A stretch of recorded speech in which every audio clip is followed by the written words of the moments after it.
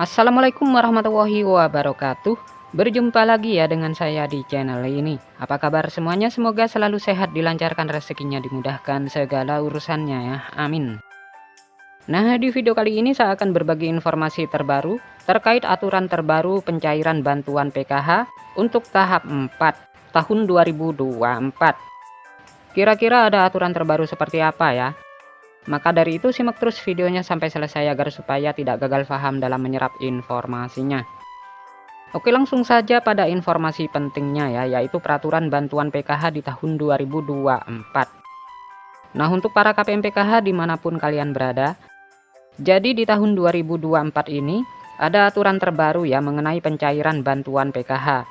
Di mana untuk pencairan bantuan PKH di tahun 2024 ini itu masih sama ya, ada yang melalui kartu KKS, ada juga yang melalui kantor pos Indonesia. Dan nominalnya pun bisa berbeda-beda ya, tergantung komponen yang dimiliki. Selain itu juga sudah ada peraturan yang sudah ditetapkan dalam hal pencairan PKH di tahun 2024. Jadi untuk bantuan PKH itu adalah bantuan bersyarat ya, jadi harus memiliki komponen PKH seperti anak balita, kemudian anak sekolah SD, SMP maupun anak sekolah SMA. Kemudian penyandang disabilitas dan juga komponen PKH lansia serta komponen ibu hamil. Nah, itu adalah komponen PKH ya, jadi bukan hanya anak balita atau anak sekolah saja, tetapi ibu hamil pun sama masuk kategori komponen PKH. Kemudian penyandang disabilitas dan para lansia juga. Kemudian dari ketujuh komponen bantuan PKH tersebut ada 13 kriteria untuk menentukan bantuan PKH-nya bisa cair. Jadi yang pertama peraturannya itu kalian harus terdaftar di dalam DTKS. Jadi mulai dari anak balita, anak SD, ibu hamil, kemudian anak SMP, anak SMA, penyandang disabilitas, dan lansia tersebut harus masuk di dalam DTKS dan aktif sebagai penerima bantuan PKH. Kemudian peraturan yang kedua, di dalam keluarga maksimal hanya 4 komponen saja ya yang masuk ke dalam pencairan bantuan PKH. Jadi maksimalnya itu adalah 4 komponen. Jadi tidak bisa semua 7 komponen didapatkan ya. Kemudian peraturan yang selanjutnya, prioritas bantuan PKH yang memiliki komponen datanya itu harus aktif dan padan antara di DTKS dengan Dukcapil. Nah, itu adalah yang harus dipatuhi ya, karena bansos itu datanya harus padan dan valid. Jadi tidak boleh ada perbedaan. Kemudian peraturan yang kelima, jika kalian terdaftar sebagai penerima bantuan PKH anak sekolah, baik itu SD, SMP maupun SMA, datanya itu harus terdaftar di aplikasi Dapodik sekolah masing-masing dan datanya padan dengan DTKS. Jadi tidak boleh ada perbedaan. Kemudian peraturan yang keenam untuk komponen PKH balita. Nah, yang disebut sebagai komponen PKH balita itu adalah hingga anak yang kedua saja ya. Nah, apabila ada balita ketiga ataupun balita keempat dan seterusnya, maka sudah tidak dapat dibilang penerima bantuan PKH lagi ya, karena cukup dibatasi sampai balita kedua saja. Kemudian selanjutnya peraturan adalah komponen anak balita, umurnya itu adalah sekitar 0 sampai 6 tahun. Jadi jika sudah lewat 6 tahun itu bukan kategori anak balita ya, tetapi sudah masuk ke jenjang anak SD. Kemudian yang selanjutnya, peraturan ke-8 yang dianggap sebagai komponen disabilitas.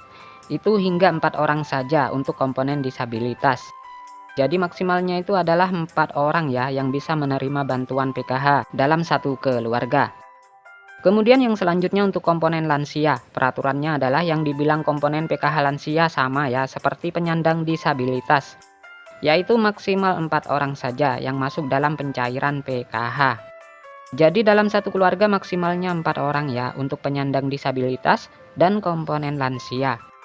Kemudian peraturan yang selanjutnya untuk komponen lansia tersebut usianya harus mencapai minimal umur 60 tahun. Kemudian yang selanjutnya untuk komponen cucu itu juga bisa masuk ke dalam pencairan bantuan PKH, asalkan lolos sebagai penerima dan memenuhi persyaratan. Kemudian peraturan yang selanjutnya yang ke-12 untuk komponen ibu hamil. Nah, yang dianggap atau dibilang komponen PKH ibu hamil adalah hanya sampai kehamilan yang kedua saja. Jadi apabila hamil yang ketiga kalinya atau keempat kalinya, itu sudah tidak bisa dapat bantuan PKH. Jadi sudah tidak bisa dihitung komponen PKH lagi ya. Kemudian peraturan yang terakhir, jika di dalam anggota keluarga memenuhi atau memiliki lebih dari satu komponen maka yang dianggap penerima bantuan PKH adalah dari nominal yang paling tertinggi dahulu ya.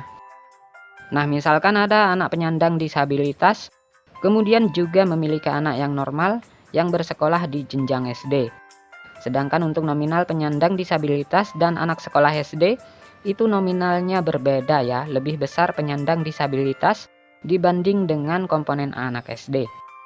Maka yang masuk komponen PKH adalah komponen disabilitas yang didahulukan. Jadi sudah jelas ya, itu adalah peraturan bantuan PKH di tahun 2024 ini. Nah, sementara untuk jadwal pencairannya, untuk tahap 4 ini kemungkinan akan disalurkan di bulan Agustus tahun 2024. Sementara untuk tanggal waktu pastinya kita tunggu informasi selanjutnya. Nah, sekian dulu. Assalamualaikum warahmatullahi wabarakatuh.